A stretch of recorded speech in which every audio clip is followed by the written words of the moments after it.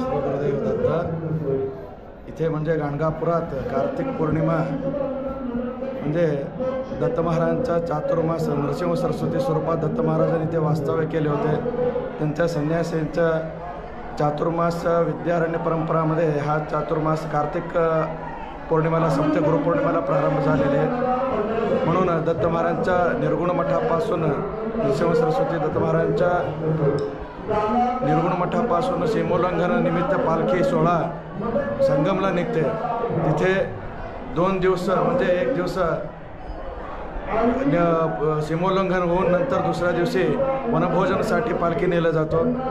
दुपारी 12च्या नंतर निर्गुण मठातून पालखी निघून इथपर्यंत संगमपर्यंत येतं आणि नंतर संध्याकाळी 8 वाजता निघून भजन कीर्तन करत रात्री 12-1 वाजेपर्यंत निर्गुण मठात जातो पहिल्या दिवशी, आणि दुसऱ्या दिवशी सुद्धा दुपारी 1-1:30 वाजता निघून नंतर रात्री भजन कीर्तन करत पहाटे निर्गुण मठात वापस पोचतंय।